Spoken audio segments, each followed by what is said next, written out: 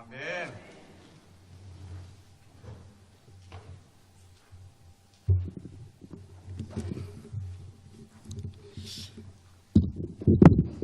우리 같이 마음을 모아서 함께 기도하시겠습니다.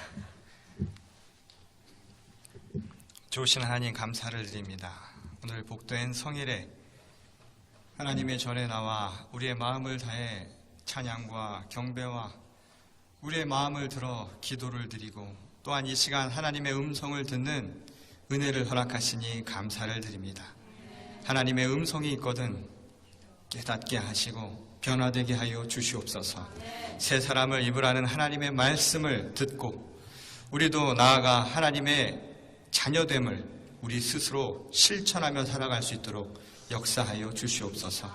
부족한 종의 입술을 하나님께서 주장하셔서 오늘 하나님 전하는 말씀이 온전히 성령의 교통을 통하여 전하는 자나 듣는 자나 함께 임할 수 있도록 역사하여 주실 줄 믿사오니 오셔서 함께하여 주시옵소서. 주님의 음성을 듣고자 하는 모든 이들에게 하나님의 귀한 생명의 양식을 부어주실 줄 믿사오며 거룩하신 우리 주 예수 그리스도의 이름 받들어 간절히 기도드렸습니다. 아멘. 다들 반갑습니다.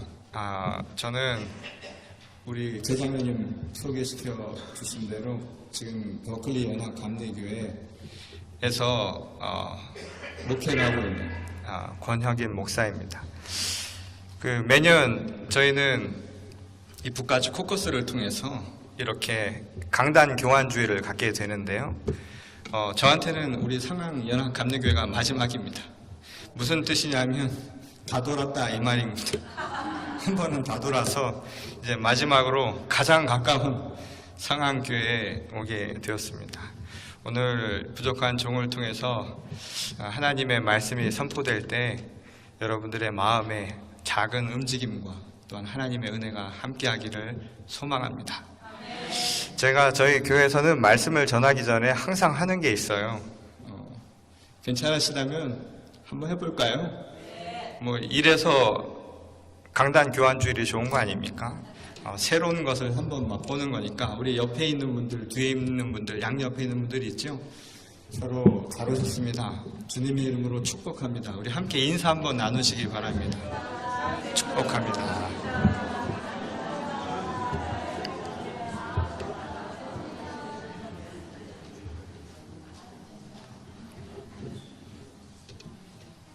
하나님의 사랑이 임하면 성도 간의 교제에도 기쁨이 넘칠 줄 믿습니다.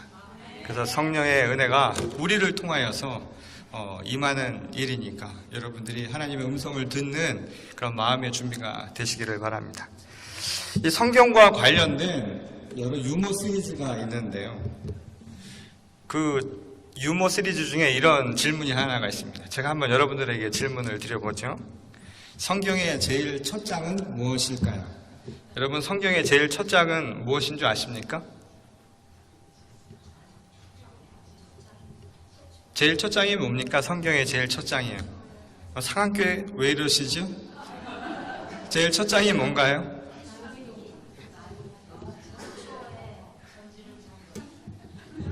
제가 말씀을 드리죠. 너무 진지하시군요, 우리 상한교회. 제가 처음에 우스갯소리라고 분명히 말씀을 드렸는데 성경의 첫 장은 껍데기입니다.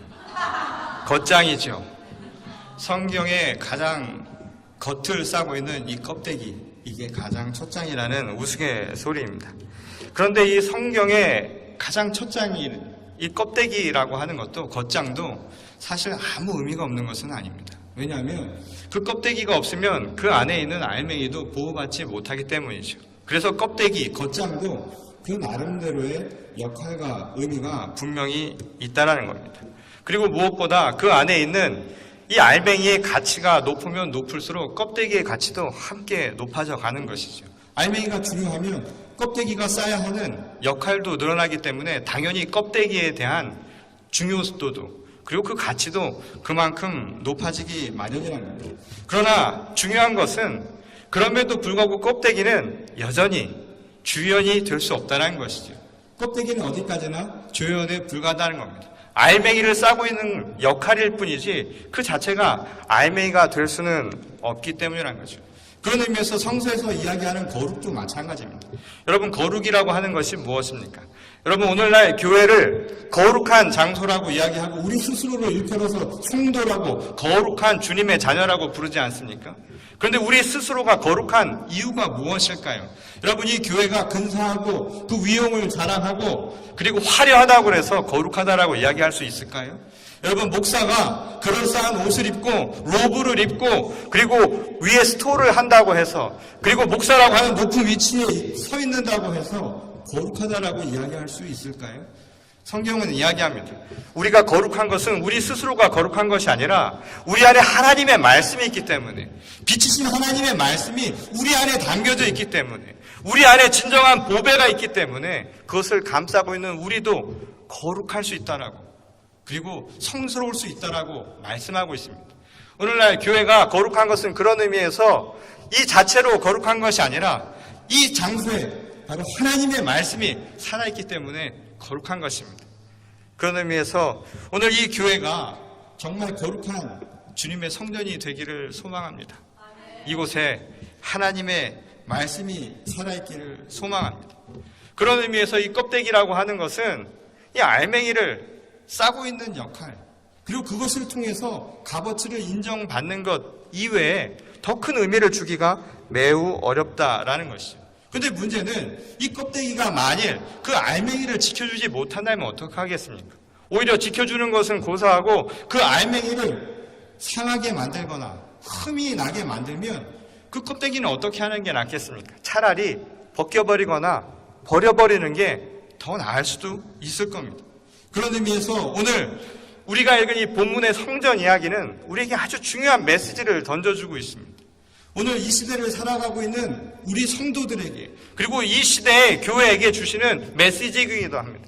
당시 예수님이 살았던 유대 성전을 통해서 진정한 성전의 열매는 무엇인가, 알맹이는 무엇인가, 그리고 그것을 둘러싸고 있는 껍데기의 역할이 무엇이어야 하는가, 그것을 통해서 오늘 이 시대의 성도로 살아가는, 그리고 이 시대의 교인과 그리고 이 시대의 교회로 함께 빛과 소금의 역할을 감당해야 하는 우리 모두에게 주시는 경각의 메시지임을 우리가 볼 수 있게 된다는 거죠.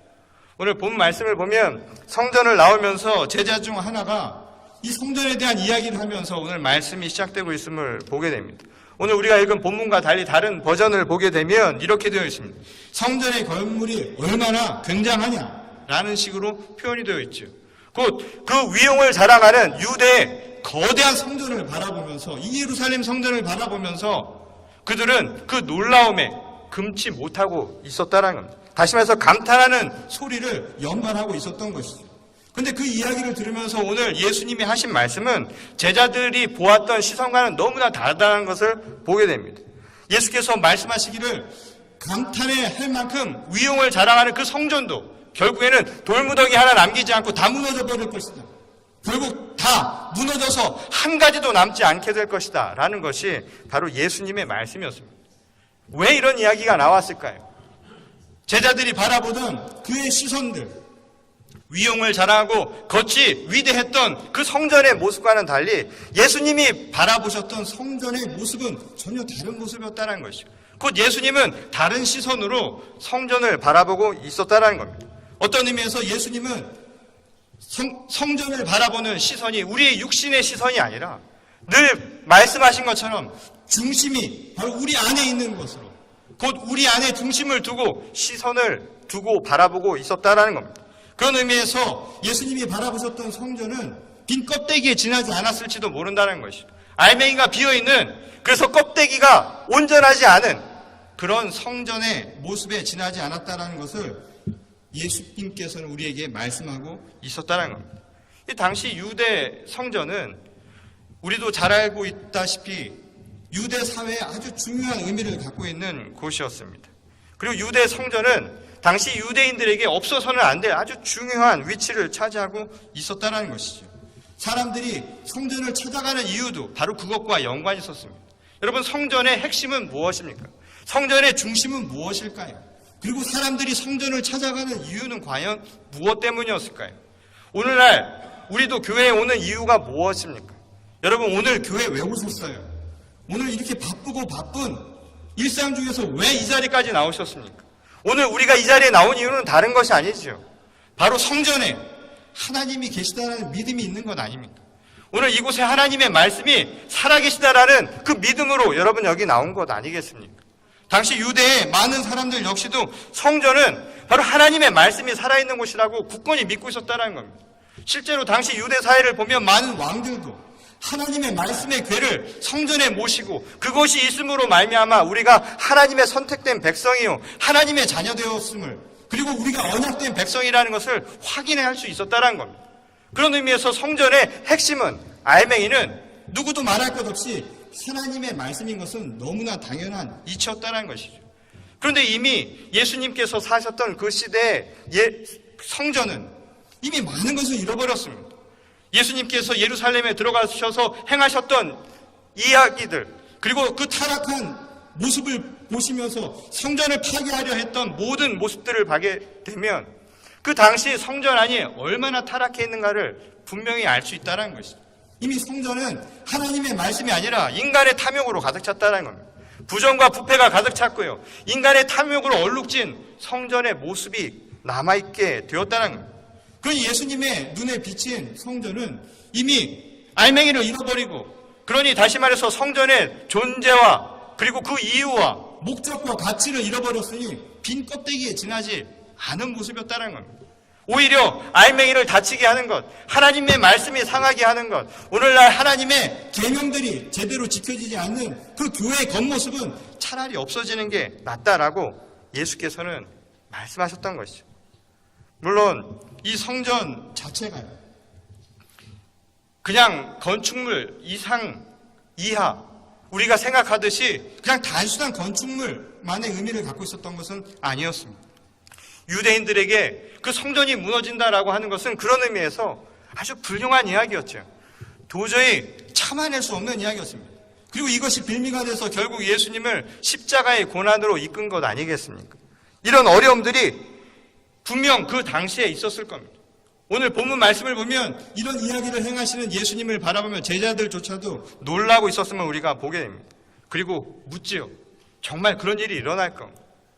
정말 성전이 무너질 건가 말이죠. 오늘날 많은 교회 역사가들이 이야기하죠. 앞으로 50년, 100년 안에 이 교회가 문 닫을 가능성이 높다는 겁니다. 이 지구상에 오늘날 이런 형태의 교회는 문 닫을 가능성이 높다는 것이죠. 정말 그럴까요? 오늘 만일 이런 이야기를 누군가 한다고 생각해 보십시오.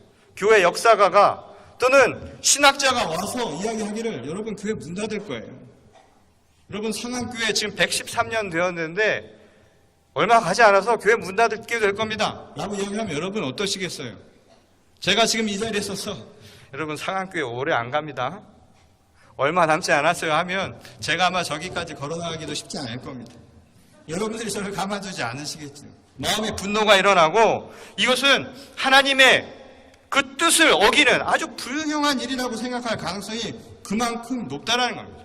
이 제자들조차도 그런 상황을 알고 있었기에 그 얘기를 듣고 나서 묻지요. 도대체 그 징조가 뭘까요? 정말 그런 일이 일어날까요? 아마 제자들은 이 말을 들으면서 이런 생각을 했을 겁니다. 어떻게든 이런 상황을 막아보고 싶다고요. 오늘날 교회에서 만약 이런 일이 생겨난다고 한다면 교회 임직자들이요, 중직들이 아마 붙들고 물을 거 아닙니까? 어떻게 해야 이런 상황을 막을까요? 어떻게 해야 교회가 살아남을까요? 어떻게 해야 교회가 계속해서 유지될 수 있을까요? 더 성장할 수 있을까요? 이런 질문을 아마 하게 될 겁니다. 그도 그럴 게 이 당시 온갖 구속과 고통 속에 살았던 유대 사람들에게 성전 자체는 유일한 희망입니다. 내가 하나님의 백성이고 또한 하나님의 백성이라는 것은 하나님이 우리에게 주신 그 언약을 통해서 언젠가는 우리를 구원하실 것이다. 또 우리를 이 민족적인 압박에서 해방시켜 주실 것이다. 속박에서 우리를 살려주실 것이다 라는 믿음이 그 안에 담겨져 있었다는 것이죠. 그리고 어떻게든 성전은 그들이 지켜야 할 것이었고 그 자체가 희망의 상징이었다는 겁니다.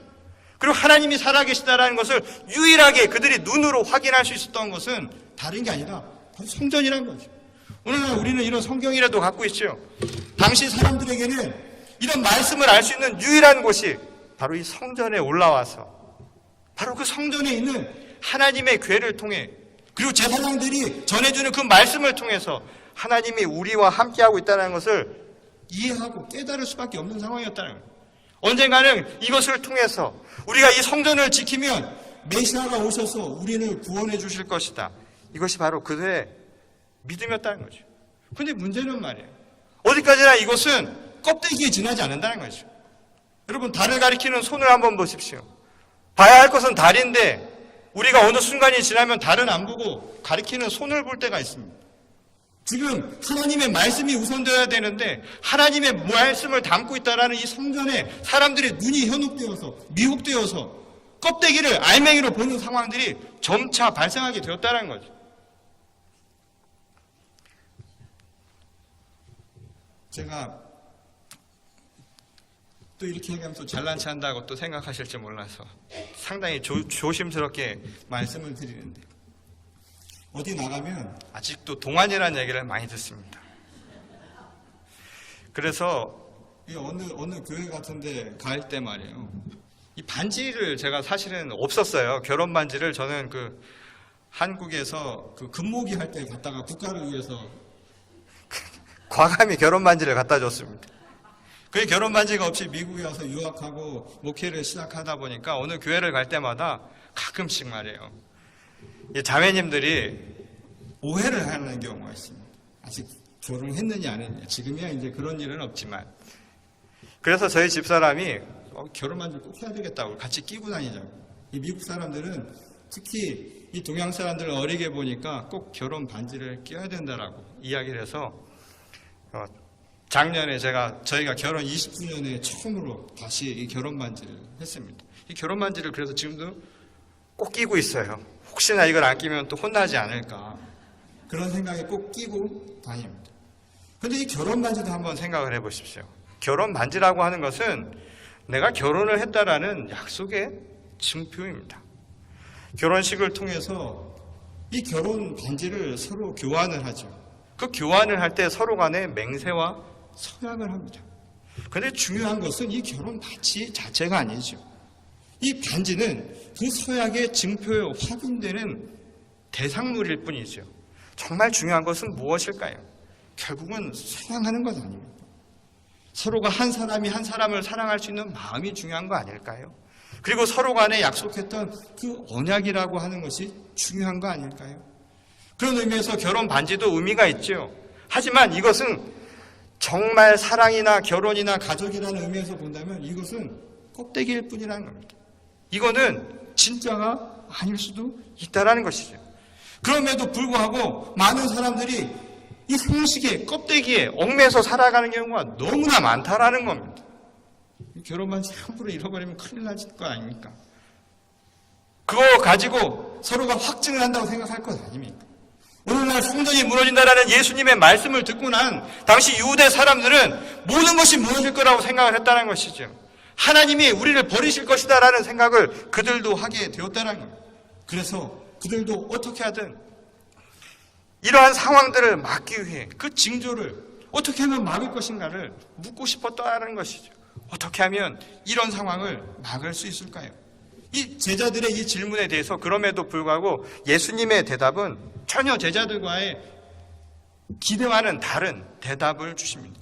사실 오늘 본 말씀에 보면 여러 가지 일어날 현상들에 대한 이야기를 하지만 정말 강조점을 두고 예수께서 말씀하신 것은 앞으로 일어날 징조가 무엇인가, 이게 중요한 얘기가 아니었다는 겁니다. 오늘 본 말씀에 나오는 이야기들이 어떻게든 일어날 수 있는 수많은 사건들 중에 하나였고요. 역사적으로 보면 이런 일들이 안 일어난 적이 있습니까? 세상에 재난이 안 일어났던 적이 한 번이라도 있습니까?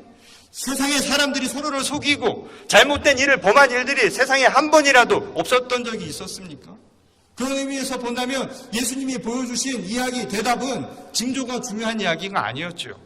오히려 예수께서 우리에게 더 강조해서 말씀하신 것은 오히려 우리에게 주신 명령의 말씀이었습니다. 다시 말해서 주의하라, 그리고 두려워 말라 라는 내용이었다는 겁니다.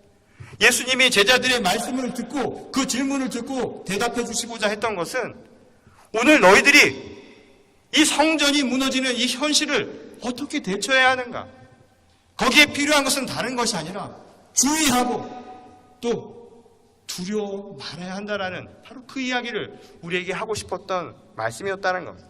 그런데 오늘 본문 말씀에 보면 주의하라는 말과 두려워 말라라는 이야기를 하는데요. 실제로 다른 번역을 보면 이렇게 번역되어 있습니다. 새 번역에는 조심하여라 라는 번역을 해놨고, 두려워 말라라는 이야기는 놀라지 마라, 동요하지 마라 이렇게 번역을 했습니다. 근데 실제 또 원어인 헬라어를 보면 이걸 또 어떻게 써놨냐면, 조심해라, 주의하라, 이 말은 블레포라는 헬라 말을 썼습니다. 이 블레포라는 말은 그냥 주의하라는 의미가 아닙니다. 이 말의 또 다른 어원이 무엇이냐면 바라본다라는 건데요. 주의하는 것은 바라보는 겁니다. 근데 어떻게 바라보느냐? 우리 눈으로 바라보는 것이 아니라 시선의 중심을 우리 마음에 두고 바라보라는 겁니다. 시선을 바꾸어서 바라보라는 것이죠. 여러분, 세상을 보는데 어떻게 봐야 되는가? 주의하는 것은 다른 것이 아닙니다. 우리 보이는 대로 보는 것이 아니라 우리의 마음에 눈을 바꾸어서 바라보라는 겁니다. 오늘 성전이 무너질 것 같은 이 현실, 오늘 교회가 무너질 것 같은 이 현실, 온갖 어려움들이 득실거리는 이 현실 속에서 우리가 대처해야 할 그 첫 번째는 무엇이냐 하면, 여러분, 우리의 마음의 중심이 바뀌어야 된다는 겁니다. 보는 눈이 바뀌어야 된다는 겁니다. 시선이 온전히 변화되어야 한다는 겁니다. 제가 이제는 우리 북가주에서요, 한 교회 담임한 역사로는 제가 이제 제일 오래됐습니다. 제가 이제 시니어가 됐습니다. 이 젊은 나이에. 그 말인즉슨 뭐냐면, 제가 처음 목회를 시작했던 11년 전 버클리 연합감리교회에 처음 갔을 때 제 나이가 그만큼 어렸다라는 거죠. 지금 생각해보면 그때는 왜 성도님들이 제 말을 잘 안 들어주실까? 이렇게 하면 될 것 같은데 잘 안 들어주시고, 그리고 제 이야기가 권위가 안 서는 것 같아서 마음의 상처를 입은 때가 한두 번이 아니었습니다. 그리고 목사라고 교회의 권위를 받은 것 같은데 사실은 그만큼 지켜주지 않은 것 같아서 사실은 여러 가지로 마음이 답답했던 때가 많이 있었습니다. 그러다가 제가 4년 전에 어떤 일이 있었냐면, 저희 바로 위에 형이 젊은 나이에 일찍 하나님의 부름을 받고 소천을 했습니다. 제가 그래서 이 장례를 치르러 한국에 가서 제가 저희 형 장례를 제가 직접 했습니다. 너무나 가슴도 아프고, 그리고 저희 형이 하나님의 부름을 받기 바로 직전이죠. 그 시차가 있으니까. 형은 잠자기 전에 저는 여기 낮 시간이었는데 전화를 주고받았는데요. 그러고 나서 딱 8시간 만에 하나님의 부름을 받았습니다. 믿기지도 않았고 잘 감당도 잘 안 되었죠. 그리고 한국에 돌아가서 그 짧은 시간에 장례를 치고 돌아오는데 마치 이것은 꿈과 같은 일이라는 생각이 들었습니다. 근데 그곳에서 저야 그렇다 치지만 저희 부모님은 더 말할 수 없는 상실감을 느끼셨겠죠. 그리고 돌아오는 이 발걸음이요, 쉽지 않았습니다.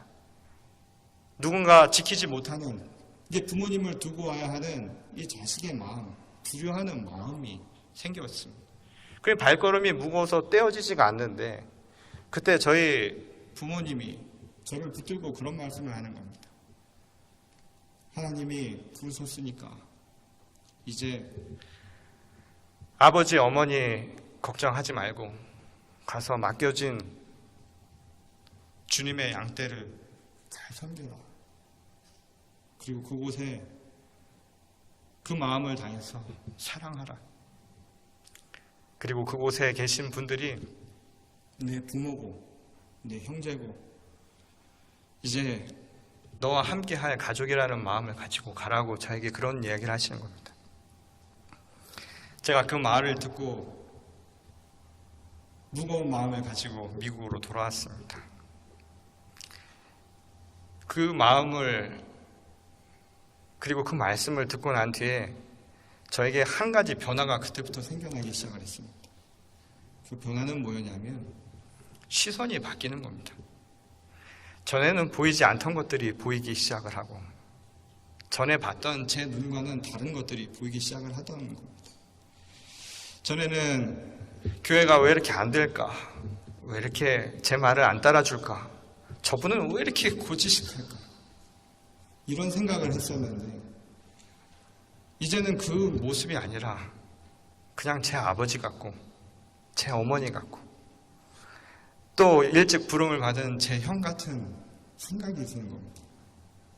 그러니 제 눈은 그대로인데 시력은 그대로인데 제 마음이 바뀌니까 보여지는 게 달라지고 들리는 게 그때부터 달라지던 겁니다. 시선을 바꾸라는 것. 오늘 이 시대에 대처하는 모든 성도들에게 또 교회에 주시는 하나님의 말씀입니다. 왜 안 될까요? 왜 이렇게 힘들까요? 왜 이렇게 고통스러울까요? 혹 우리의 시선이 여전히 마음에서 나오는 시선이 아닌 것은 아닐까요? 오늘 예수께서 우리에게 주시는 말씀입니다. 그리고 두려워하지 말라고요. 놀라지 말라고 이야기합니다. 왜 놀라지 말아야 합니까? 마음속에 동요를 갖지 마십시오. 오늘 우리의 마음의 시선이 변화가 되면 그 안에 하나님이 계십니다. 하나님은 저 멀리 있는 게 아닙니다. 여러분, 성전에 하나님이 살아계신 것, 우리의 몸도 성전입니다. 하나님이 계신 곳은 저 바깥에 있는 게 아닙니다. 우리 안에 계시는 거죠. 내 안에 살아계시니 두려울 게 뭐 있습니까? 걱정할 게 뭐 있습니까? 제가 저희 교회 소망이라고 시니어들을 위한 모임이 있습니다. 가면 항상 드리는 말씀이 뭐냐면요, 오늘 밤 두 다리 쫙 펴고 주무세요. 걱정하지 마십시오. 살아도 하나님의 몸이요, 가도 하나님의 몸입니다. 우리는 축복받은 주님의 사람들입니다. 그냥 걱정하지 마십시오. 하나님이 내 안에 계시면 그것으로 족합니다. 오늘 그것이 우리에게 축복이 될 줄 믿습니다. 오늘 확실히 이 상한교회에 오니까 어르신들이 많으시네요. 오늘 저녁부터 두 다리 쭉 펴고 편안히 주무십시오. 우리는 하나님의 사람들입니다. 그리고 우리에게 말씀을 하지요. 여러분, 껍데기에 불과한 것에 그러니 마음을 많이 두지 마십시오. 껍데기는 여전히 껍데기일 뿐입니다. 우리 안에 알맹이를 잃어버리지 마시기 바랍니다. 하나님의 말씀이 우리 안에 살아계시면 살아도 기쁨이요, 부르셔도 기쁨인 줄 믿으시기 바랍니다. 그것이 우리의 소망입니다. 예수께서 오늘 사실 이 대처로 하시는 이야기를 우리에게 주시면서 우리에게 보이지 않게 주시는 말씀은 그런 의미에서 명령이 아닙니다. 니네 주의해, 니네 놀라지 말라는 것이 아니라 걱정하지 말라고요.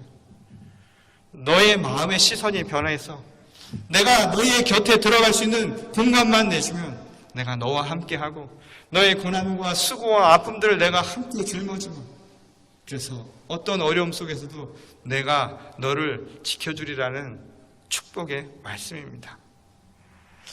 이 예전에 나루터가 있는 곳에서, 어르신들은 다 아시겠지만 나루터를 가보면 그 강 건너에 마을에 건너갈 때 나루터에서 배를 타고 가지요. 근데 어떨 때 보면 배에 사봉이 없어서 또는 배가 없어서 거기를 건너가야 할 때가 있습니다. 어르신들한테 들으니까 어떻게 건너셨냐고 물었더니요, 저한테 그런 이야기를 하는 겁니다.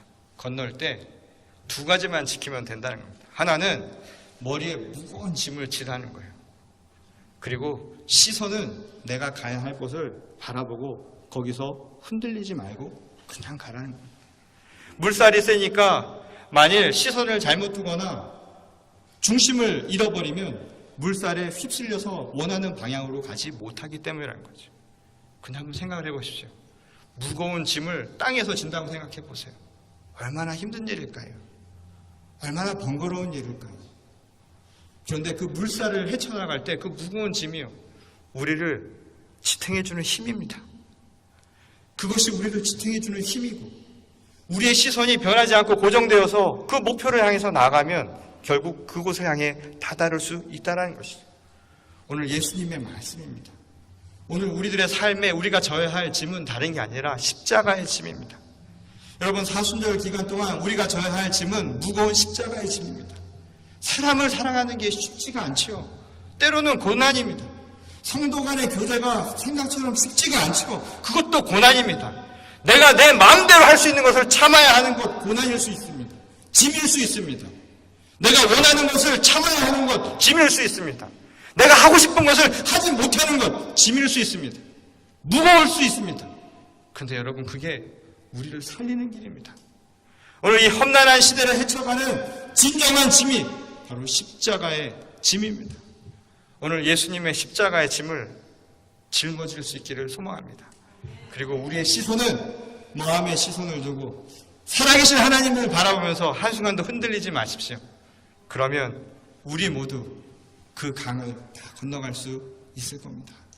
오늘 이 부족한 종을 통하여 하나님께서 주시는 이 말씀을 여러분 들으시고 여러분 마음속에 작은 움직임이 있기를 소망합니다.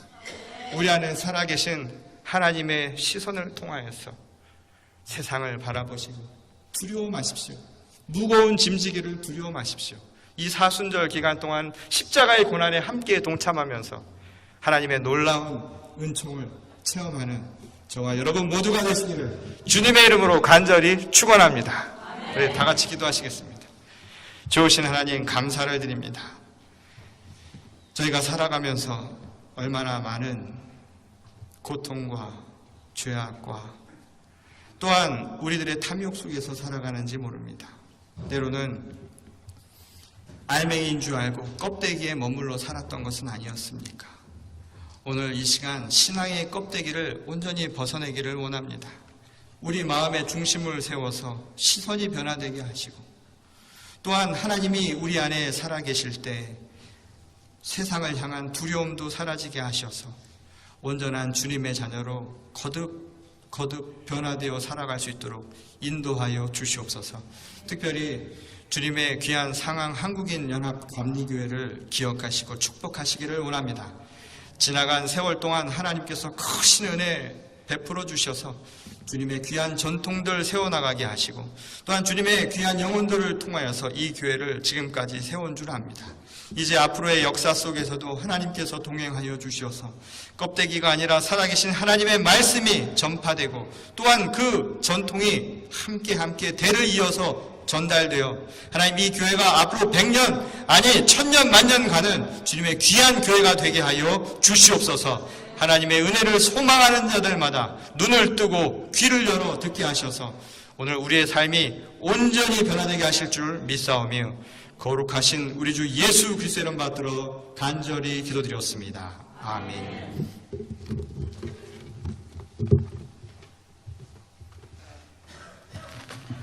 다 같이 277장 양떼를 떠나서 부르시겠습니다.